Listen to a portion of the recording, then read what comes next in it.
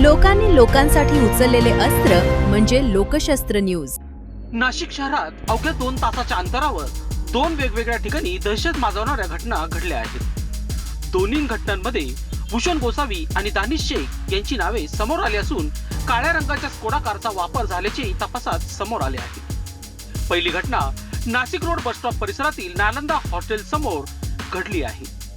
फिर्यादी अफरोज अख्तर खान हे तंबाखू घेण्यासाठी गेले असताना काही जण स्कोडा कारमधून आले। भूषण गोसावी यांनी पिस्टल दाखवून दहशत निर्माण केली। त्यानंतर अफरोज खान यांना चॉपरचा धाक दाखवत मारहाण करण्यात आली।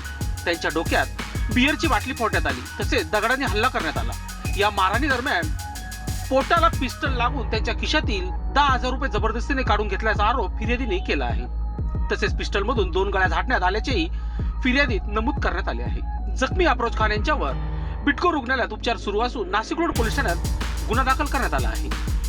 दुसरी घटना दवळाली गावातील जाधव मळा परिसरात घडली। फिर्यादी प्रशांत नानासाहेब जाधव हे घरी असताना त्या स्कोडा कारमधून काही जण तेथे आले।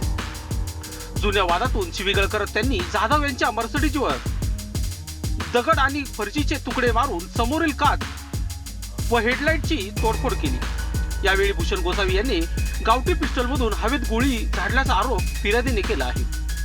दोन्ही घटनांमध्ये एकाच स्कोडा कारचा वापर आणि काही आरोपींनी समान असल्याने नाशिक रोड उपनगर पोलीस ठाणे संयुक्तपणे तपास करत आहे।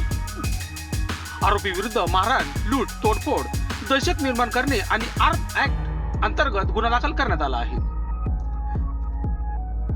सहाय्यक पोलीस आयुक्त अद्विता शिंदे, नाशिक रोड पोलीस ठाण्याचे वरिष्ठ पोलीस निरीक्षक जितेंद्र सापकाळे आणि उपनगर पोलीस ठाण्याचे वरिष्ठ पोलीस निरीक्षक जयंत शिरसाट यांनी घटनास्थळी भेट देऊन पाहणी केली असून पुढील तपास सुरू आहे।